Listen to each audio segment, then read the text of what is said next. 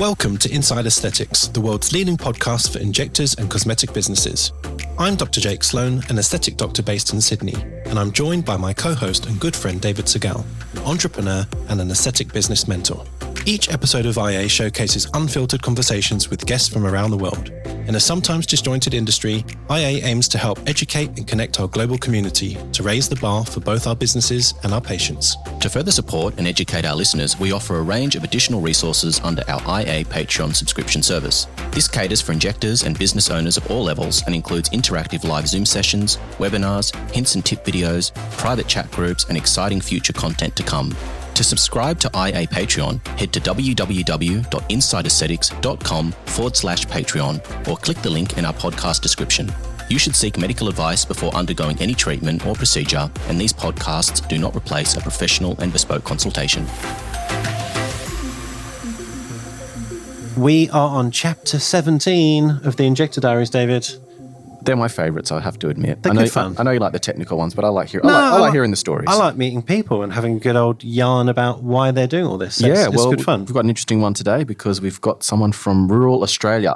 Yeah. And we'll get to that in a minute. But any messages before we kick off about Patreon, anything that's exciting that's happening? We do have a little bit of news. So for a long time, we wanted to set up a bit of a referral program within our Patreons. Oh, yes. So, if you're not a patron, I guess it's not relevant, but to tell you, if you do join our Patreon, we'd like to reward you. So rather than paying, full price subscription, we can give you a little bit of money off, but there'll be more details sent to our Patrons to tell you how it all works. Well, it's like a refer a friend program kind of thing. Yeah, pretty much. Okay, good. And each friend you refer, the more money you get off. Perfect. So more on that coming. We're recording a webinar tonight, so that would already be out by the time this podcast is out, but we'll be with Arthrex talking about PRP. Yeah, it's a very polarizing topic. So, yeah. That should be fun. Yeah. And then we'll also be doing another webinar on the 13th with our friend who joined us on a Latibo podcast, the Tox Talks. Right. Professor Saeed Haq. So we're going to do a bit of a deep dive on, I guess, how's Latibo been and how are people using it in real life? Yeah. And any nuances with, dilution, dosage. Pattern, depth, all the rest of it. All that kind of stuff. Right. All the fun stuff out of the way. So we are joined by Nicky McKellar from Charleville. Would you call rural Queensland? How would you define it, Nicky? Sorry, I will let you tell us the story. Yeah, about 800 odd K inland from Brisbane. So pretty rural and remote. Yep. And for all of our people outside of Australia that wonder what a K is, we're talking about kilometre, and if we're talking that's in the metric system. If we're talking about miles per hour, which is American for miles, that'd probably be I think it's about 1.6 miles. Yeah, something like that. A long way from a major city. Could we say that? Yeah.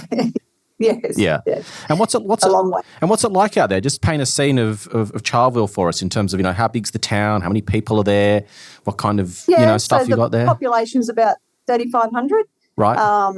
And it's probably one of the bigger, like back in the day, Charleville was one of the major hubs out in this out here when wool prices were really good, and there was 17 pubs in town, and wow. There was a doctor here doing surgery every day, and hundreds of babies born at the hospital. But like everything that happened out in these areas, there was sort of centralisation of services, and so lost a lot of the population, lost a lot of services. But Charleville's still sort of hanging in there. Yeah. But our nearest biggest centre would be Roma, which I'm not sure of the population of Roma, but it's a fair bit bigger than here. But the nearest biggest one besides that would be Toowoomba. That's like 650, 700 K away. But Charleville, it's hanging in there. Yeah. But it's like red dirt, mulga trees is sort of what we get around here. And it's just I like it. It's a good place to live. And you got the big red kangaroos there. Is that where they are? Yeah, plenty of big kangaroos. So for all those people, bilbies, we got the bilbies centre here. Yeah. So if anyone listening, those kangaroos that look like they're on steroids with the big muscles, those ones. They're from where you're from. We don't really have them here on the eastern seaboard too much. And have you lived there all your life, or did you move there? Yeah, I was born here. Right. I was born here. Yep. 47 years ago, and my two of my three sons were born here. My father was born here, so there's a few generations. Yeah, so not likely to leave anytime soon. No, I went to boarding school. I have lived elsewhere. I have gone out of the town, ventured out a few times. But I went to boarding school in Toowoomba, and then went to uni in Brisbane and did midwifery and all that, and then came back. Was living in Brisbane and came back here for a weekend and met my husband at the pub. So then I came back. There we go. That's a local story. Where else are you going to meet them? Exactly. Yeah. Might be the post office. You never know. Yeah. Yeah. Well. Yeah. So you touched on your training. You're a nurse practitioner. So we know what that is. But for maybe our international listeners, or maybe more junior injectors who aren't quite at that level, what are your roles as a nurse practitioner, and what did you have to do to train to do that? Yeah, so I did my nurse practitioner training back in 2008. I actually did it in midwifery because at the time we were really suffering with having a stable obstetric service, and someone suggested to do that, not obviously to replace obstetrics, but to be able to have some advanced skill in that area. So even though it's very generic, the pharmacology and assessment and everything when you do your nurse practitioner study is quite generic, but then your case studies and where you're working is in your specialty area. So I did that. That was, back in 2008, in between having two of my three boys. And then there was no position like the ACM. The Nurse College of Midwives came back and said, there's no such thing as an advanced midwife. All midwives are advanced practitioners. You can't work in this type of role. So then I sort of just continued to have my babies on maternity leave and stuff like that. And just always in the back of my mind was, I'd like to utilise this skill that, or this degree that I've gone to all the trouble of getting. And then it was only 2016, 2017, I was in the nurse unit manager role here at the hospital in between these times. And that's a soul destroying job. I won't ever do that management. Wouldn't do that again. And the health service got funding for nurse practitioner positions. And so we just had to put in for credentialing, because I was in the NUM role out here, which is quite a clinical role as opposed to what nurse unit managers would do in other bigger areas. I got credentialed in rural and remote emergency. So that was sort of where I started. And then my re-credentialing, the second time, I got primary healthcare added as well. So I do a day in emergency, and then the other days at the health clinic, where one day I sort of do a chronic disease focus, and the other days it's basically walk-ins on the day. Might be a repeat script, it might be, back pain, it might be whatever. Yeah, a great mixture of things. Yeah. So the burning question that I have, Nikki, is cosmetic injectables in an extremely rural part of the country. And I mean, this is going to sound condescending, but it's not meant to be. I had clinics in Canberra, which I thought was rural. Because, small population, quite conservative. Going back 10 years ago, people would come in, and we've spoken about this on the podcast before, there'd be cash under the table in paper bags. No one wanted to talk about it. And I think that still, I've got clients that I consult with that are in Mudgee and in different parts of the country. They're not quite in the city, not quite as, inland as yourself, but there still is that mentality that you don't want to look like they've had something done. It's sort of frowned upon a little bit. And so I'm curious, what was your motivation for moving into this area of nursing? And I'm assuming there wouldn't be too many other people doing what you're doing there, and the kind of reactions that you get from the local community when it comes to talking about these treatments, because I would assume that there's quite a lot of sun damage sort of in this part of the world. People want good skin, but the whole thought of getting augmented with fillers and freezing muscles with toxin would be quite sort of shocking to them. So could you just talk us through like the motivations and, what the mindset is in your community?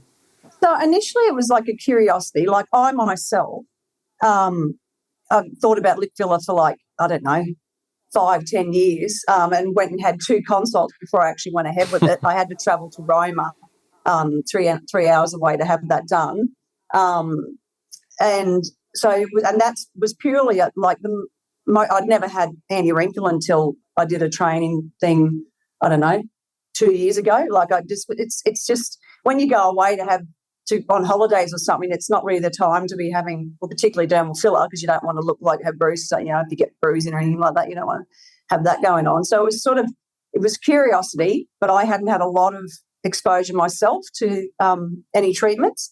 Part of it was financial, to be honest. Part of it was like a side hustle that I've got I've got boys going to boarding school, and I just felt like I needed to supplement my income with something. Mm-hmm. I know people don't like that when you say that. No, it's the truth. They can be in it for the passion, not for financial, but that was part of the impetus.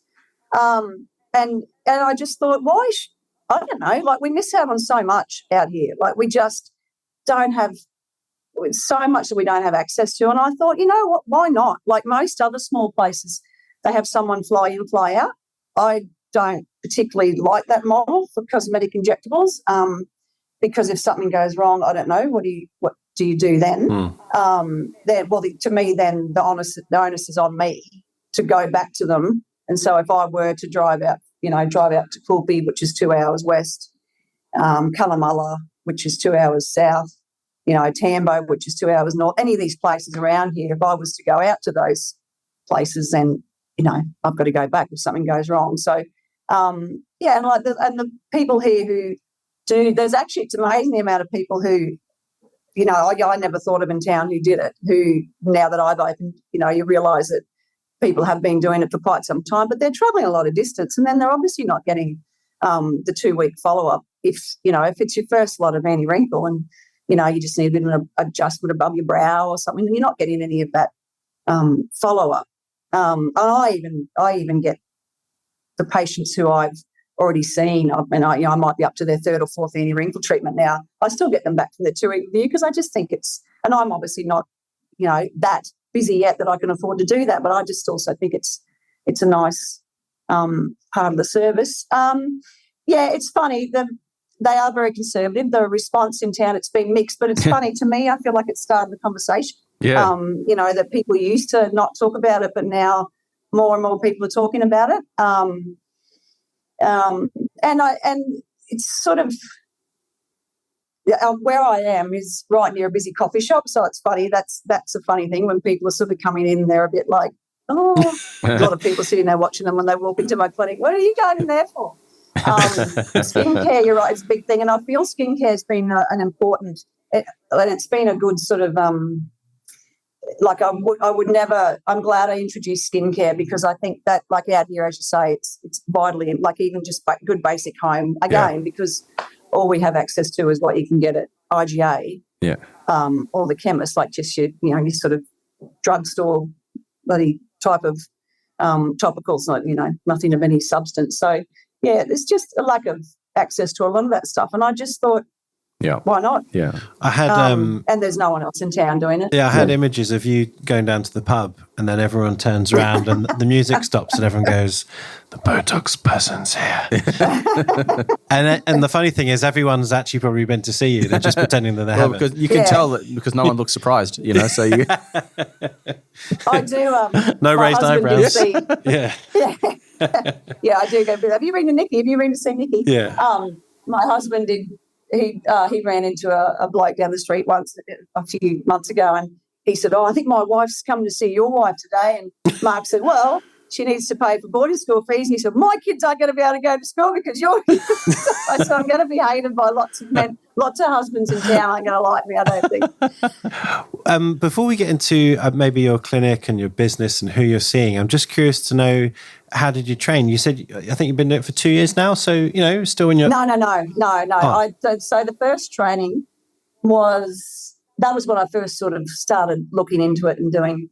So the first, I reckon it would have been a good 2 years. I was starting to, I'd start to follow people on social media, because up until this sort of interest in this, my social media was full of gardening stuff and fitness stuff. Anyway, now my social media is full of cosmetic stuff.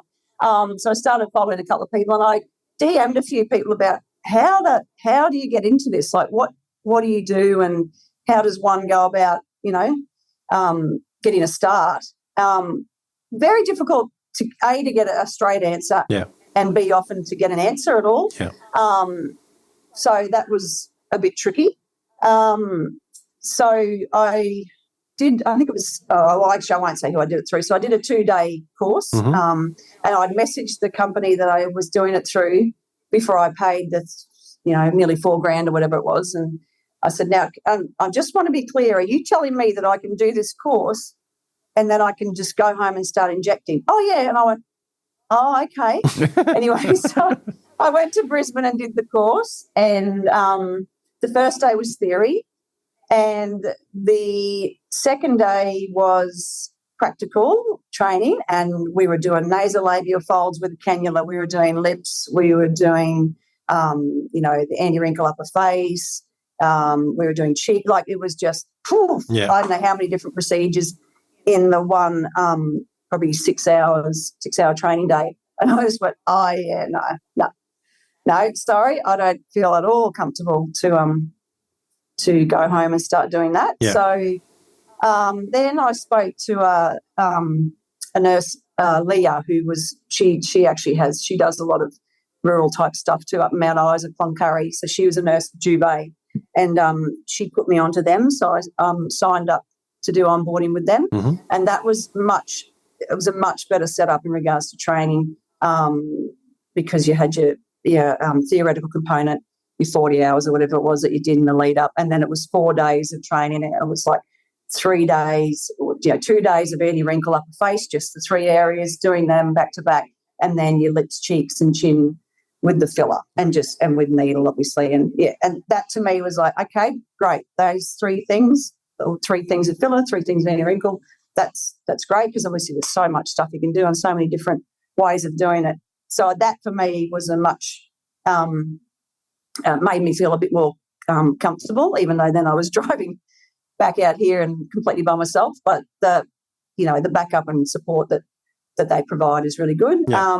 And then I was just like, all right, well, you've spent a lot of money to do this. You just got to go and start doing it. So came home, and then the following Friday I had my first clinic, which was the 17th of March this year. Wow, okay. So I'm a real baby. No, that's brilliant. And I guess that dynamic of being in complete nowhere and alone, but also being junior sort of adds to sort of that. Yeah. It's interesting. Yeah.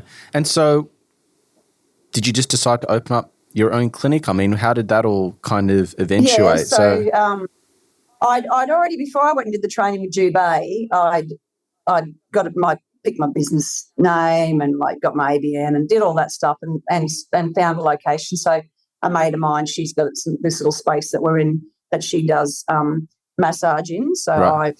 and it's got a sink and everything like that all set up, because it used to be a beauty thing, I think. So she was happy. She'd signed the lease on the building in November last year, and then I came on board with her in March. So so that was it. Like, honestly, it's all just been okay. Well, I need to do that, and I'll just do that. And it's not. I no great thought went into the setting up of the business, David. I'm not at all. That's okay. So you're just sub renting a room from this lady? Yeah, I just sub that from her. Yeah, right. Okay. And I work out of it once a fortnight. And I guess that's it. This is a difficult thing in a smaller area. Like, it's gaining traction. Like, it certainly is gaining a lot of traction, and the skincare side of it as well has added to it. Next year I will look at doing a day a week. It's never going to be like, one of your types of clinics, you guys in the bigger area where it's something you can do full time. And I don't want to do it full time. I love my job as a nurse practitioner for Queensland Health, so I do enjoy that. So it's not ever something that I set out to do to go, this is what I want to do full time. But I think that it's finding a space for that, because I feel like it's a little bit in this industry, go big or go home. Yeah. Like, it feels a little bit like that, like that people sort of, you got to kit out your clinic, like you got to, spend hundreds of thousands of dollars to kit out this beautiful new clinic, and I don't know, it can feel a little bit overwhelming. And I don't think that type of template is for everyone. Yeah. But the flip side of this is me getting the experience and the exposure, to offer more services. I mean, obviously Jubei don't sign off on filler to the high risk areas anyway, but I'm never going to learn nasolabial folds. I'm never going to learn brow, any filler in the high risk areas. I'm not, like, we don't, our nearest ophthalmologist emergency is Brisbane. It's like, so I would never, not that I know the risk isn't gone when you're injecting other, but I certainly wouldn't look at injecting any. Yeah. But you realise how isolated you are. You are very isolated. I mean, I don't think there's anything wrong with the approach that you've taken, this whole concept of go big or go home. I mean, I think, there are certain situations where that's appropriate, and people with, in cities where there's bigger populations, you've got more of a converted market. I think that potentially could be more appropriate. But, if you've managed to locate a room where you can sublease and you don't have ridiculous expenses, you haven't spent a fortune fitting it out, and then just slowly, month by month. And I think you'll be surprised. I think, you saying that you could never see this full time, if you've got 3,500 people in your town and the population's growing year on year, I assume? Yeah, it's only been the last probably 18 months. Yeah. You can just, I don't know officially what the numbers are, but you can certainly, it's probably post-COVID really. Yeah. You can certainly feel that there's a shift. Yeah. Some of that though is, we did, some people Google cheapest real estate in Queensland and Charleville. So we get a few of those. Those type of people. But, but there's a few new businesses opening, and it's been good because people are quite, like, when people talk to me about it, they're like, oh, that's so cool that you're doing this in Charleville, and So it's good. And it's all about word of mouth where you are, I assume. I mean, I wouldn't think like a social media campaign is probably going to be yielding much of a result for you. So, the word of mouth is a slow burn, but I think you'd be surprised. I think you'll end up quite busy. Especially if you looked at down the track, you said that skincare products have been a great, for lack of a better term, like a gateway drug for you to get people into the clinic and give you an opportunity to talk to them about what cosmetic injectables can potentially offer them.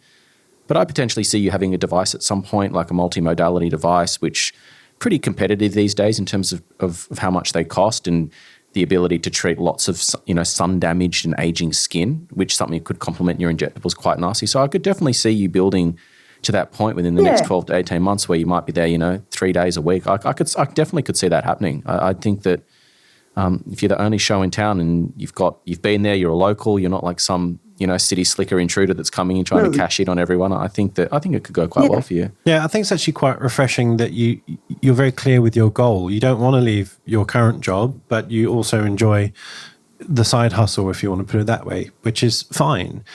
Every injector that we've had on here wants to be busy, wants to be, the biggest and best injector in town, for want of a better word. Whereas it's okay to not want that, but also to still enjoy injecting. Yeah. So that's kind of why we got you on, because I thought, well, population of 3,500. I did look it up on Wikipedia.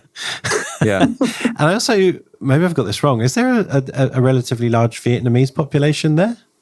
Yeah, because we have local goat works, right? That export a lot of goat meat overseas, and I think when they initially opened, they got a lot of Vietnamese immigrants for their staff. Yes, and then they still got a fair few of them are Vietnamese, but the last few have been from Solomon Islands, I think. Okay. Few different Fiji, a few different areas, yeah. So I was curious to know about who are you seeing? Like, is it mainly women? Do you see any men? Do you see any? Yeah, no blokes. No blokes. None, not even one. Really? And my husband, I've looked at him a few times and I've said, oh, can I just give you a bit of a joy? No, get away, stay away.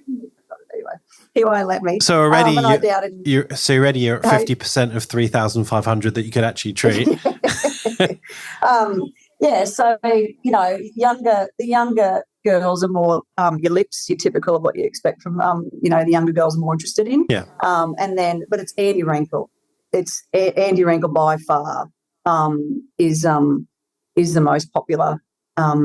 So like I've still probably, I don't know, only done maybe 6 or 8 lips and like 5 cheeks or something. Not like 5 sets. Yes. Not a lot. Not the busy dermal filler. When you talk dermal filler, people just will like, oh no, because they just think big lips and they just think big puffy cheeks, and so it's hard trying to This really reminds me of when I started 2008, albeit I was in London and wasn't in Charleville, but those conversations, never saw men, difficult to talk about, the hush and the cash. And I kind of know where you're coming from, even though it's obviously quite different. So, yeah. And what about your appetite for collagen stimulators? Because I could see that being a market that could work quite well. I did offer Profilo. Like I did I think it was about 4 or 5 with Profilo. But this is where I'm probably not the best businesswoman, David, because I was like, I don't know what this is like. I haven't had a lot of experience with it. So I offered it to a few of the people who'd been nice enough to have or had given me, from the day I opened, they came and saw me and was doing Ernie Wrinkle. So I did it for them for like cost price. Majority of them had an amazing result. One lady, that's the other thing out here, no one will let you do before and afters on social media. So I had one friend who was kind enough to let me do it. But I don't. That hasn't picked up. Whereas I love it. I think Profilo is amazing, and I'm very excited about Redurin. I see you're using a bit of that lately, Jake. So but it's just I don't know. I'm not. Yeah, and I'm not. And I guess this is a whole trade-off with still working. So I still work full time with Queensland Health. And then this as well. So I'm quite busy. So I guess if I did cut back a bit, maybe I'd have time to do some, decent social media posts where I could talk about the benefits of it. But it's just it's finding the time. But I guess that's what your trade-off is, that you don't have the time to do things like that. But I saw some wonderful results with it. But it's just getting people to do it. I was going to say, how far is it to, say, Brisbane or the other town that you mentioned, which is a bit busier? Toowoomba is, and that's on the range there. Toowoomba's a pretty decent size. I think it's a couple of 100,000 people maybe. It's like 7 hours. Oh, okay. And Brisbane's 8. Okay, 8 hours. I was going to ask, but you've already answered my question.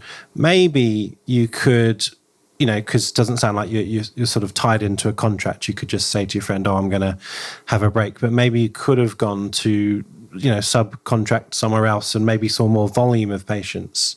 And then, once you felt a bit more comfortable with the filler and Profilo and the other things, you could sort of sell it better, training, for want of a better word. Yeah. But the training's it's difficult because your the WhatsApp, your IA WhatsApp chats, they're amazing. Can be overwhelming at times because there's so much knowledge on there. There's so much knowledge that it's like, oh God, I don't even know what they're talking about with half of the stuff.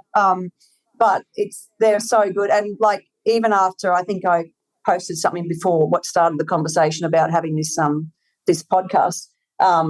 And I was talking about my same issue about how, I wasn't very confident. It didn't, I hadn't had enough exposure with fillers and stuff.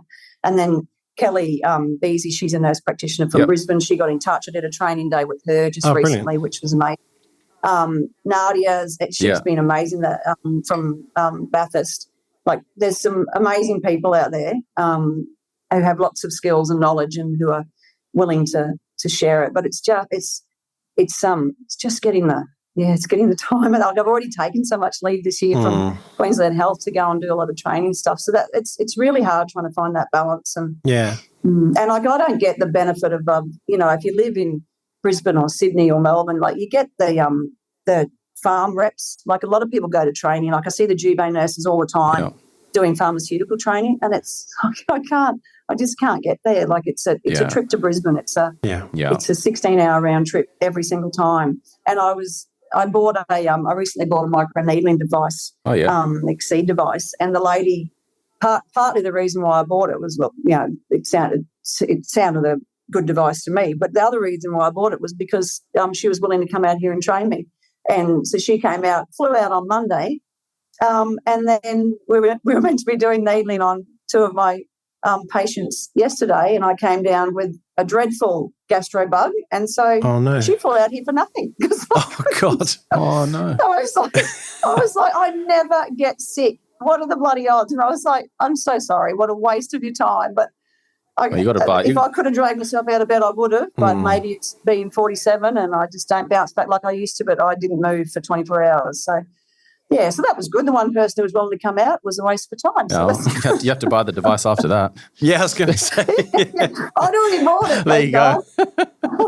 Yeah, and I think as well, offering the skin treatments will bring people in who might be too scared, who actually might be interested in injectables, but, if someone sees them walking in, like that's the assumption. So if you offer other treatments as well, it might make it safe for people to walk in under the premise of, I'm here for a skin treatment, but you can talk to me about injectables and maybe I'll get that done, but people don't assume that that's all you do, so you might give them a bit of cover potentially. You mentioned our Patreon WhatsApps, but how did you come across the podcast? I mean, were you looking for stuff for education, and how long have you listened to it? I think maybe another nurse that I follow, maybe screenshotted one of your podcasts and shared it. I can't remember how I sort of fell into it, but it's amazing. I think it's great. Oh, thank you. No, I'm really sort good. of curious today, especially for someone like you, where you've got no one to speak to, refer to, I'm anything. pretty sure that's where I think it was someone that I maybe it was another Jubilee nurse who shared one or something, and I thought, I might listen to a couple of these and might learn a thing or two. Was there anything that we could kind of haven't covered that would be super useful for someone like you, where you've got no one else around, or is it more hands-on stuff that is most relevant at your stage? It's look, to be honest, it's probably a bit of everything. Like, I'm honestly completely, and it was funny because I was talking to Kelly about it when I was training with her, and I was like, I've got 25 years experience as a nurse. I said, I feel like a complete Gumby. Yeah. And when I do training with her, the first patient I did for the day, like my hands like this, and I was like, oh my God. Yeah. It's so weird when, at my job in emergency, you're stitching people up, you're doing this, you do it, like, you're very capable. But like she said, she did say, people who, the ones like me who have, very quite proficient in your role and have been doing it for a long time, it's very hard to then step back into that novice and student role. But it's been very hard to navigate that. But anyway, kudos to you, because some people, their ego gets in the way and they say, nah, not doing that because I feel too silly. I feel too junior. Yeah. There's been lots of there's been a few friends have had to drop me down the ledge. There's been a few times that if I hadn't invested so much money in training, there's been a few times I probably would have gone, oh no, this is all just too hard. This is all too hard. But I'm so pleased I did it, and I'm really proud of myself for doing it. But yeah, it's not being simple. Yeah, I guess what I was trying to tease out is now you've done it and you've done some training and you're working. What would you have done differently, or what would you say to a new injector that they should do or avoid?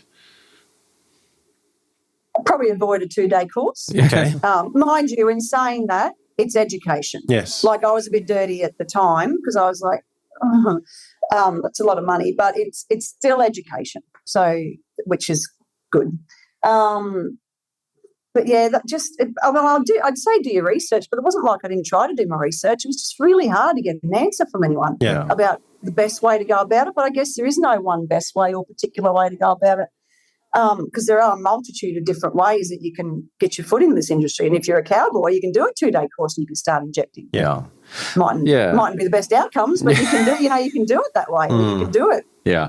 Through Yeah, I think the 2-day courses are fine as long as you don't sell it as you will be a competent injector after 2 days. I think, as you said, education is education, and 2 days is better than no days. But to give someone the expectation that they're going to be like safe and competent on their own after 2 days, I think that's where I have the issue with it more than the actual fact that it's a 2-day training course. Yeah, I rack my brain of how to make this better, and we've tried, and we've even set up some masterclasses coming soon, but they're for more intermediate or experienced injectors. But we'll get there eventually. But I don't know, because the injecting's one thing. That's a very practical black and white thing. You put your needle there and you squirt some stuff in. It's sort of easy in a way, but it's understanding why you do it and have the experience to know, well, that face kind of needs a bit of a tweak compared to that one.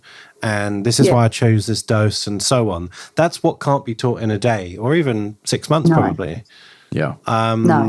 So, you know, whether you go down the path of saying you've got to do a mentorship with someone or you've got to go and shadow, you know, a number of clinics for 6 months, I don't know, because it gets too expensive and too difficult.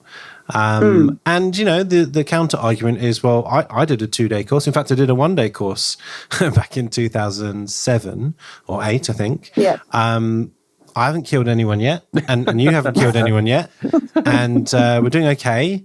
And most other people who follow the same path, because that's what available, are doing okay. So I don't know.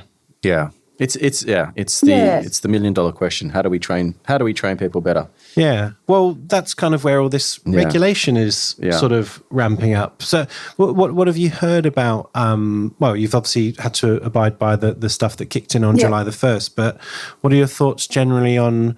Well, first about but also how might it impact you?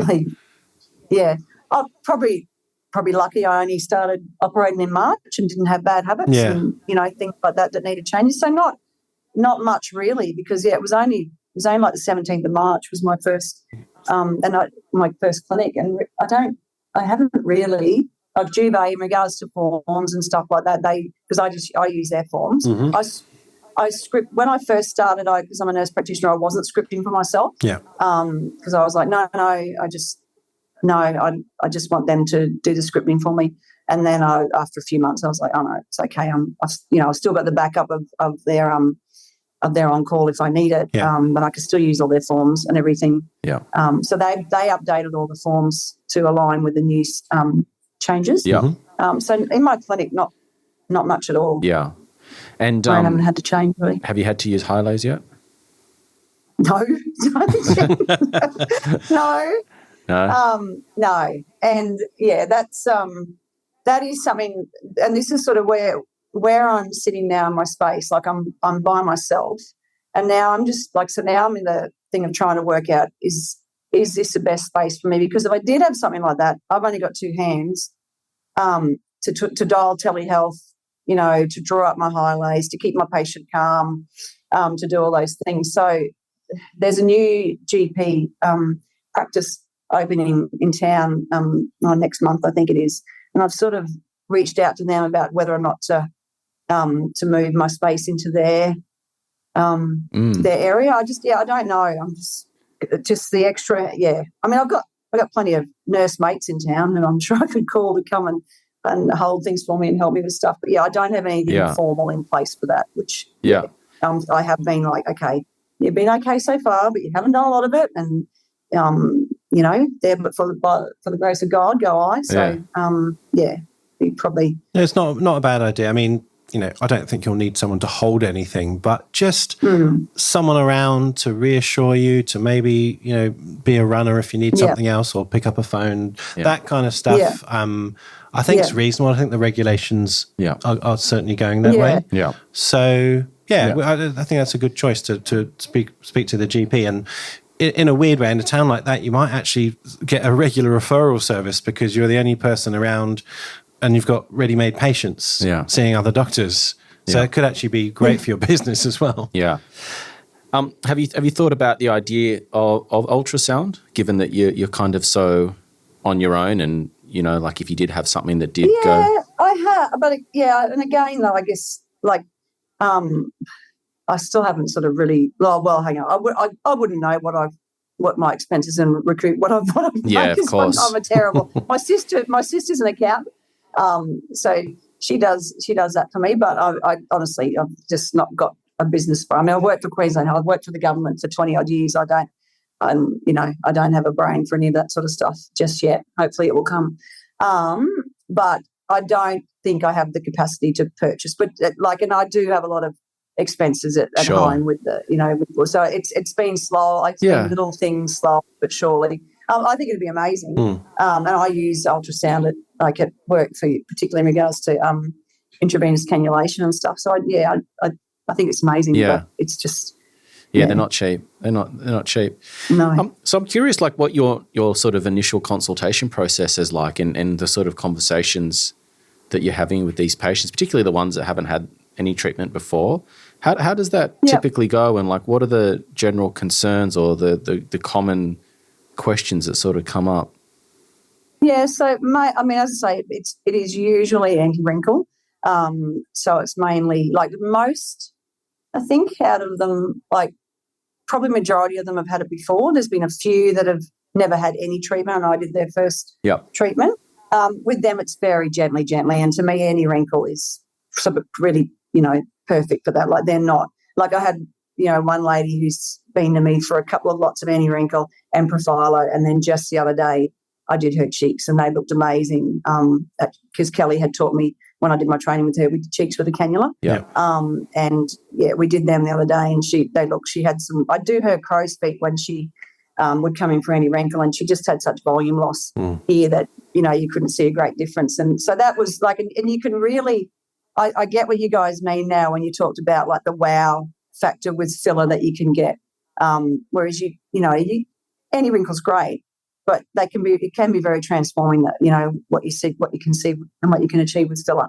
But see, that's been a relationship for the last since March that's gotten us to that.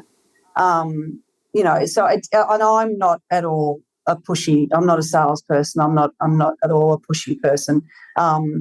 If they come in and they're not sure what they want, I find that a little bit overwhelming still because, still with the whole full face, assessment and all that, I find it a little bit overwhelming. I'm getting better at it. But yeah, I just, I had another lady the other day who was, I think she's in her 60s and, quite a lot of sun damage to her skin, but a lovely lady. And I talked to her about, I think she was only asking about any wrinkle, and I did talk to her about, she again had mid-face volume loss and I talked about, your collagen stimulators and stuff like that. But any wrinkle was sort of what she was willing to start with. And I said, she had quite a few static lines. And I said, look, you're probably not going to see a great deal of a difference, but, you might see a little bit. Anyway, she loves it. She can see a difference already. And so that, just building, I guess, not sort of going, well, I think you need this and I think you need this and I think you need, 5 mil here and I think you need all, and they just get overwhelmed. And the people out here anyway, you might get away with it in other places, but they'll just walk out and they won't come back. So I just feel you've got to tread lightly. I guess remember what it's like to be, a first time having any of this treatment, because it's scary. Like, as I say, it took me how long to get my lips done? You got to go. That's sort of how I tend to go. And I guess, in the beginning it was mainly they just book in for the anti-wrinkle and then we just do the anti-wrinkle. But as I'm gaining experience and knowledge and confidence, I'm talking more about other things and that's good. It's really refreshing meeting someone, still young in their journey and sort of keen to learn, but don't feel scared to sort of diagnose your patient. Doesn't mean that you've got all the answers or you can do it, but just, not in a salesy way, just get a few photos. You can focus on the anti-wrinkle stuff, but just so they start looking at their face as a whole, because, eventually you'll get to a point where you don't like being told, this is what I want. And because you'll realize it's, potentially there are other things that you can do. But I hear where you're coming from, and all new injectors go through that. They feel the pressure that maybe they can't deliver and do a total face treatment or even consultation, and so sure, just I think you're doing fine. You just ring fence what you're good at and then you build on that. So what brand do you tend to favour, and how did you choose that for anti-wrinkle? I use Xeomin purely because it doesn't have to be cold chain when it comes. I was going to say. I like it. I've been getting results with it, but you don't have to. It doesn't have to be sent out in cold chain, which is a big deal out here. Yeah. But I've never had an issue with it, so it's been good. How easy is it? If you look in your cupboard now and you go, oh, I'm a bit low. How far in advance do you have to order to get stock in? No, Juve turnaround time's pretty good. Usually, like maybe out here 3 days, 4 days at the most, probably. It's pretty good. Fair enough. That's terrible for me, but okay, fair enough. Well, in Canberra we used to we probably had, a couple of days. Yeah, okay. So, you're not in the city, it does. Yeah, it does, no, it does. I mean, it's just, I mean, that's why I'm asking, because I'm interested. But yeah, and then how about filler? Like what brand are you sort of aligned with? I've mainly got Stylage now. I was I did really like Toxin, the RHA, but they're just expensive. But yeah, and again, I haven't had a great deal of experience with it, but I like both. I've used the RHA like 4 mainly, I think it is, and then Stylage. I think I used XL the other day. It was very nice. But yeah, I haven't had a. I sort of haven't. I think when I was with Kelly, when you used Chroma, I think it was. Yeah. But yeah, I guess when you do enough of it, and you use enough different products, then you can sort of look at the intricacies of what makes one better than the other. But at this stage, they're working for me. So have you found, even in your early sort of experiences, you got a Chroma, Toxin, a Stylage, like, sure, they all work and they're valid products, but have you sort of favoured one of the syringes, or like the fact that one is easier to squeeze, or have you not really thought that far? The Stylage syringes, they're a bit big for. I mean, I've got pretty big hands, but they are a bit big. I probably did prefer the Toxin one, just for how it felt and the product. Like I can't really probably articulate why, but okay. It's just a little bit too dear. No, it's a valid reason. What do you think about the? For your injectors and your mentees, like when they're juggling cost versus perceived quality? Oh, that's a really good question. I mean, I think that most of the products that are on the market are all of fairly decent quality. I don't think we've got any real duds. Yeah. Other than that one that tried to get snuck through that wasn't approved yet.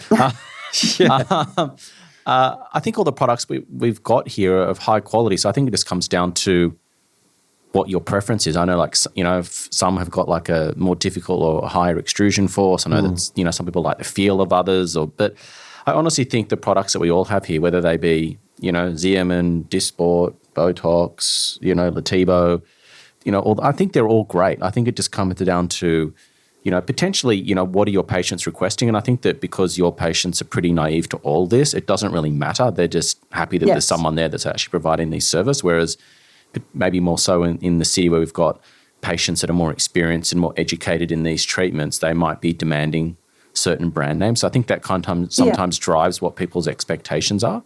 But I think from what I understand, although I'm not a doctor or a scientist, I think that, HA to a certain point is HA, and I think we've got a pretty robust regulatory system here. So I think if you're a safe injector and you understand your anatomy, you can probably achieve, and I'm probably getting lots of hate from people like this, I think you can probably achieve a comparable result. An experienced injector or a quality injector should be able to get a comparable result with any product that they use on the Australian market. That's just my... I agree. We're not Europe with 200 plus brands of HA with a much poorer, if you like, regulatory standard where you kind of don't really know what the hell's in that syringe. That really would terrify me. But I think all the brands are good that we have here. Yeah. And I think the ones you've chosen, as you said, they're cost effective. They work. I mean, the Xeomin is obviously a major win for you because, that cold chain can become a bit of a nightmare on those long journeys. I mean, it's coming from Sydney, so I don't even know how long that would take do they fly it or they drive it out there? Do you know? I have no idea. I actually don't know. I think it's toll, but I don't know. Yeah. I've got no idea. I'll put it in drones soon and I'll fly it across. That's where it'll probably go at some I would point. be amazed, and I can't speak from fact here, that they don't have at least one or two maybe it comes from factories. Brisbane. Maybe it comes from Brisbane. Oh, certainly if you're in Western Australia. I don't know. I really don't know. Crazy. Who knows? It is crazy.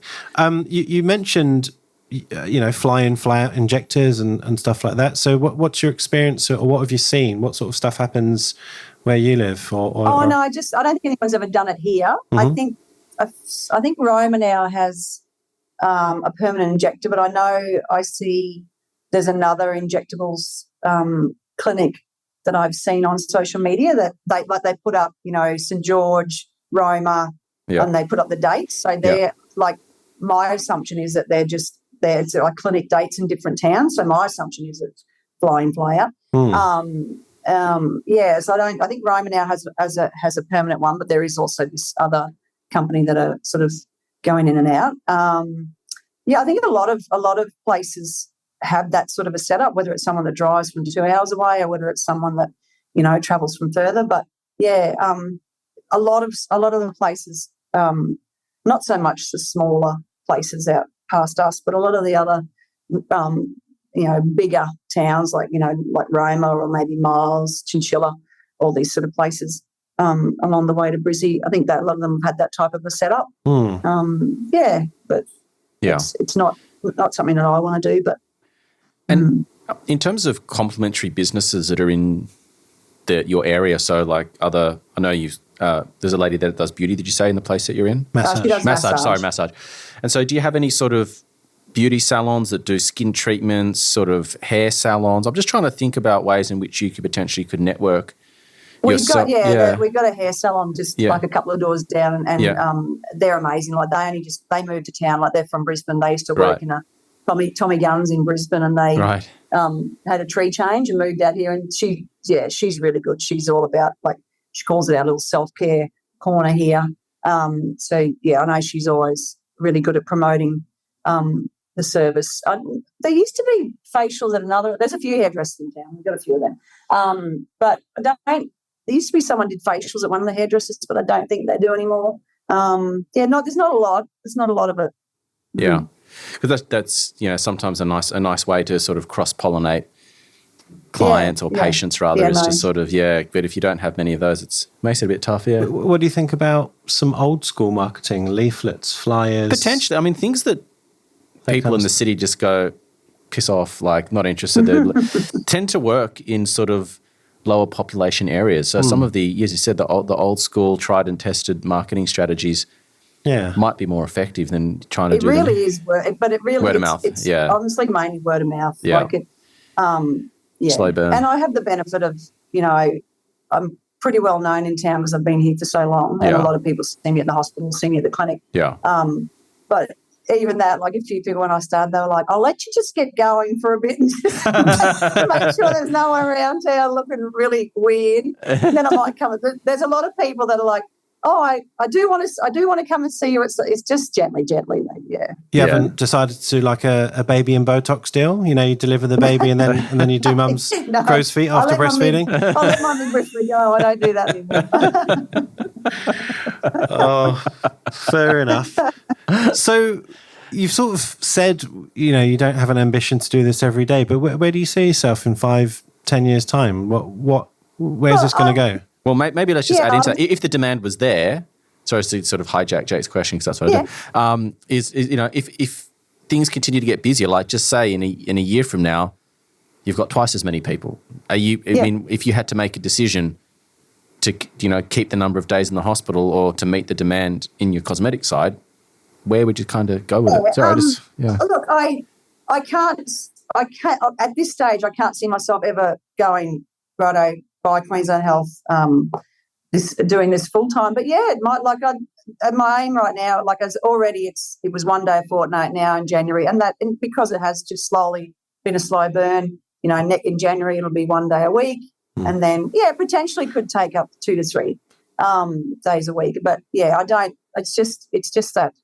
Yeah, I'm just going to see how it. I don't know. Well, to put you on the spot, is it because you love to put you on the spot and maybe force you to answer the question a bit better?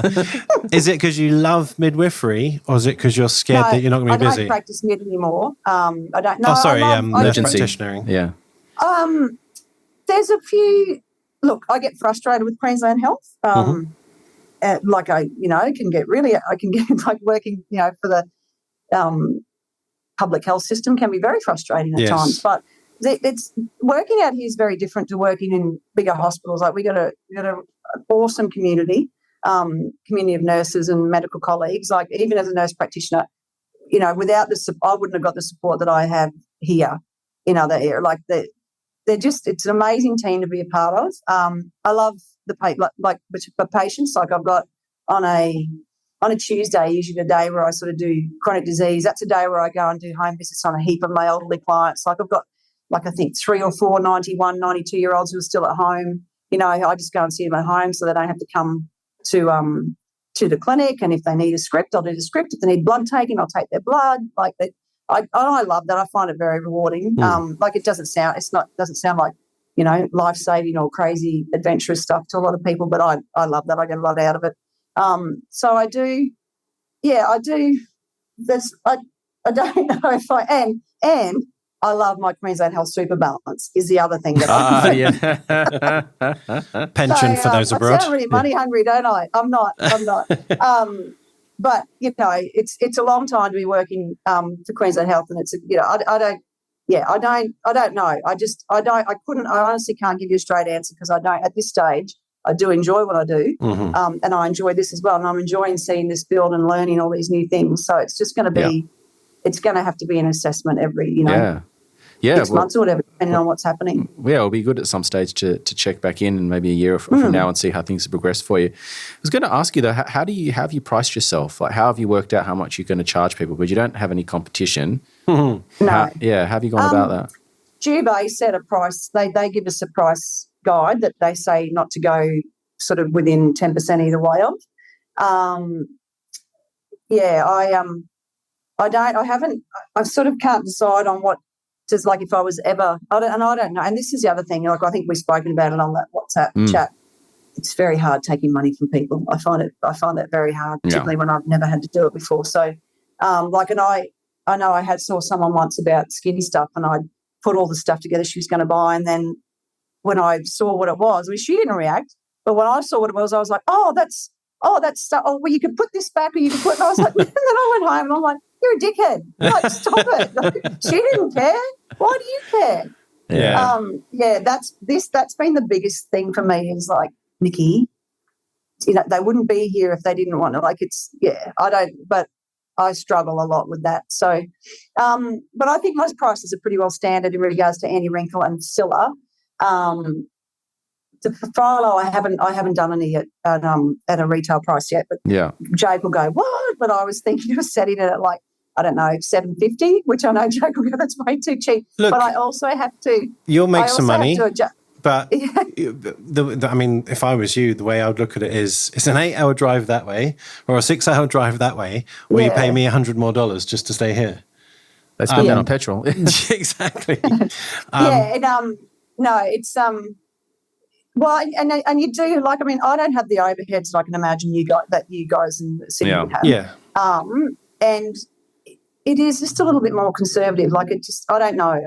But I still haven't sold. I haven't had anyone ask for it and sold it at a retail price yet. So I haven't really gauged. But I don't know. Yeah, it's tricky.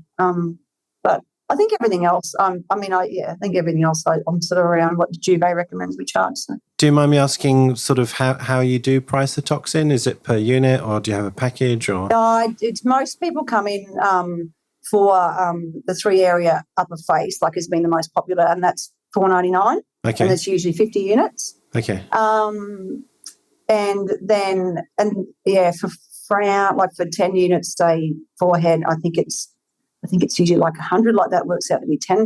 Like I don't honestly. Again, sure. They just gave me, and I've just gone, and I've had a few people back for top ups, but it's only ever been like a couple of units here and there. And again, because I am who I am, it's been like, it's just It's a good exercise.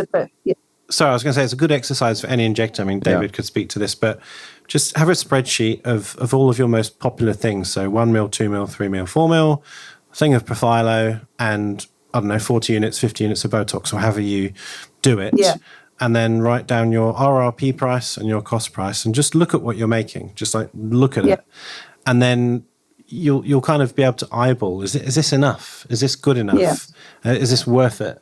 But I feel like many injectors probably don't know those numbers yet until they actually write it down. What do you think? In terms of trying how to set your price or your margins? Well, just to sort of get people to understand actually what they're earning. Yeah, and as I said, we've all just sort of been travelling along in this industry for so long with such great margins, and the bank account's always been full, so no one's really paid super close. Not when I would say nobody. Many people haven't been paying a lot of attention to it. I think it's, as a bare minimum, as a business owner, I think you need to understand what your average gross margin is on all of your products. I mean, all of them are going to be different. Yeah. But as Jake said, create a spreadsheet, what you buy it for, what you sell it for, including like any consumables, and just have a rough idea, and then you can work out what your average is. You should be able to at least understand what a P&L sheet is and what all those numbers mean and what a balance sheet means.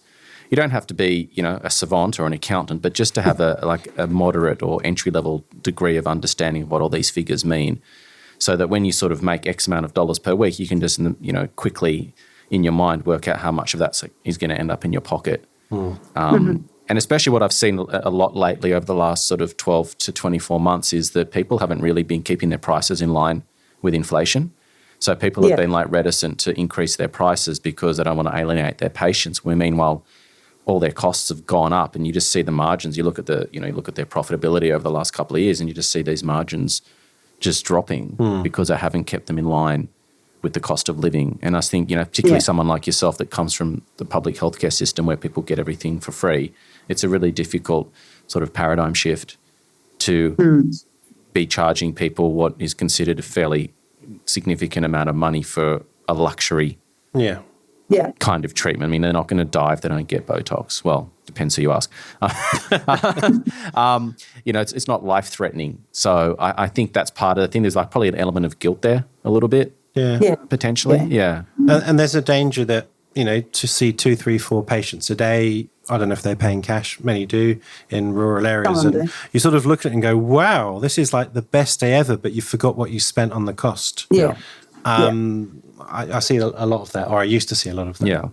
You've got all the other expenses, your insurance, and you're assuming you're using like a CRM system as well, and so all these things kind of signed up. What CRM system are you using, by the way? Like your software for your booking patients? Software, Timely. Oh, great. And so people, and it's all online. Everyone sort of books in online, and do you take deposits and things like that? I get the odd one that I got feedback the other day from someone that she was talking to a few people at the dentist while they were all waiting at the dentist, and they said it wasn't that easy to find. But I don't know if they're on, if they're not on social media, because I don't have a website yet. So if they're not on social media, that's the only place where I've got my link to book. But if that's the case, people usually will message or ring me, and then I'll just book it for them.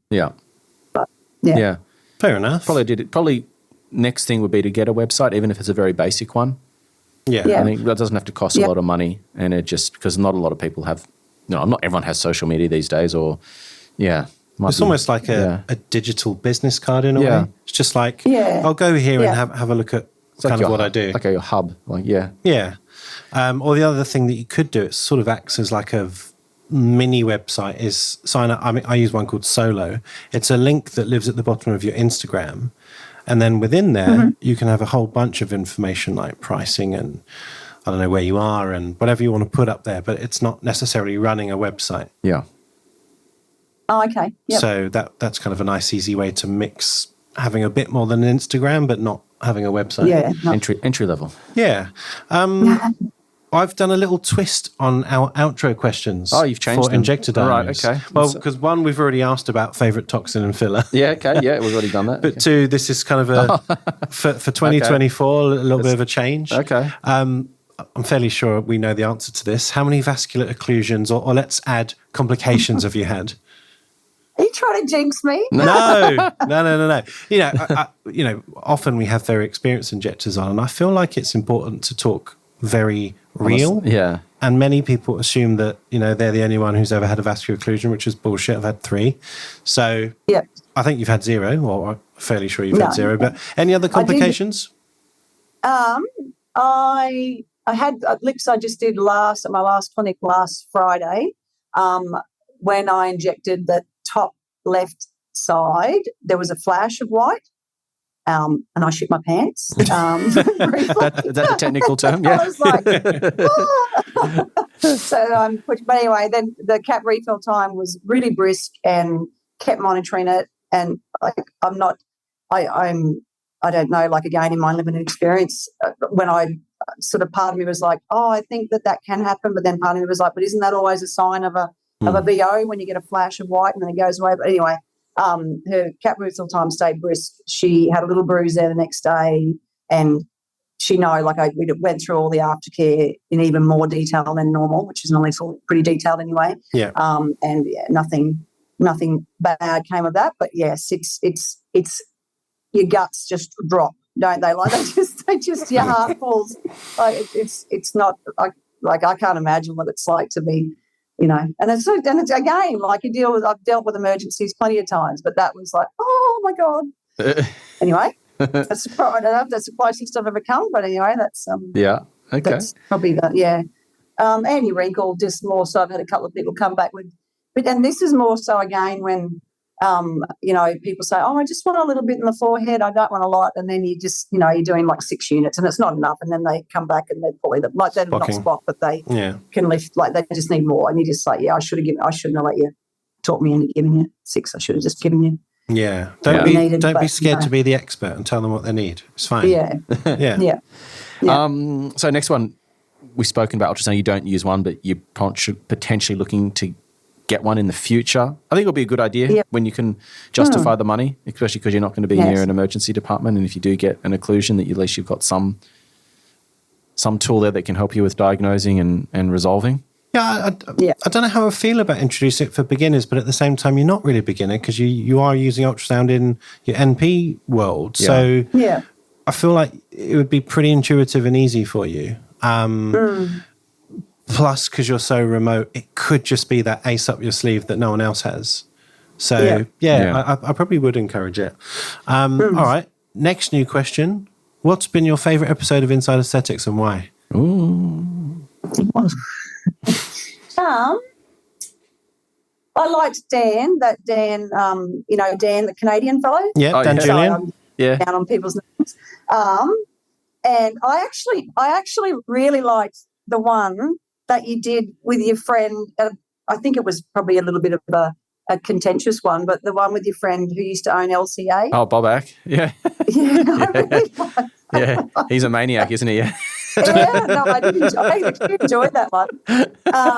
And Jubilant Julie's one was really good. Yeah. And even just the fellow the other day about the plastic surgeon from Sydney. Oh, Puria. I actually read the book, but Yeah, he's a great guy. Yeah, you had it. They're all interesting, but they're probably up there.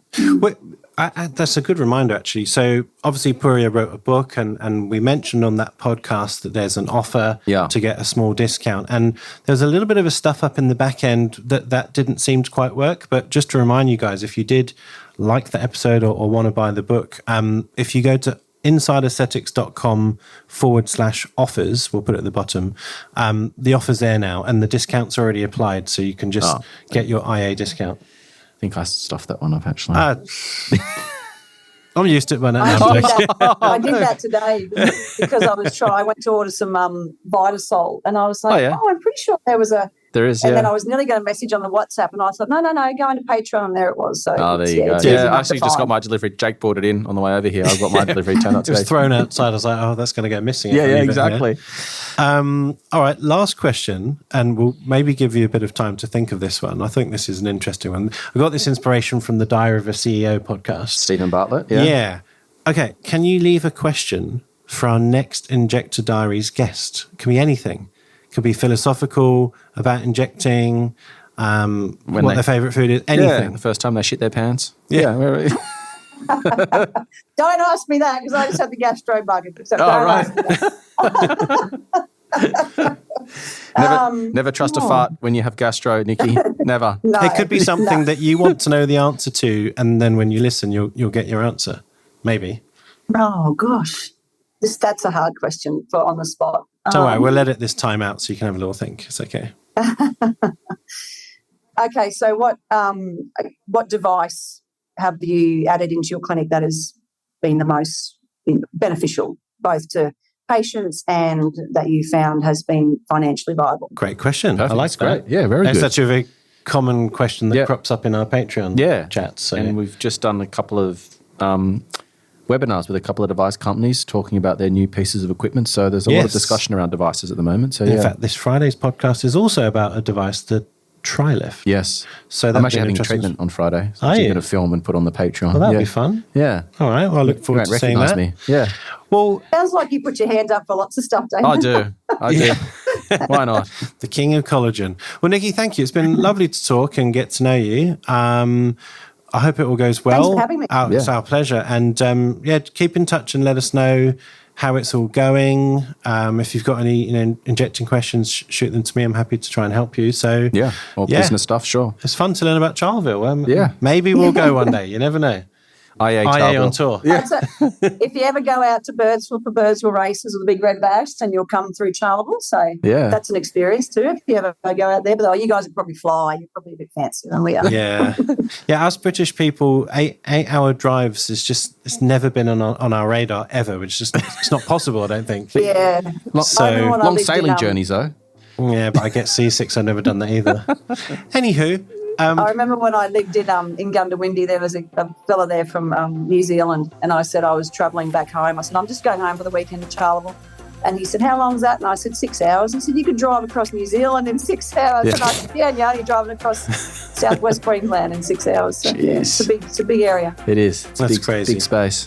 All right, well, good luck with it all, and we shall be in touch soon. Thanks, guys. All right, take care. Thanks, Nicky. Bye. For our latest news, follow us on Instagram at Inside Aesthetics Podcast. If you want to get in touch with myself or David, follow us on Instagram as well at Dr. Jake Sloan and David_Inside Aesthetics. Join our IA Patreon platform for invaluable business and injectable education.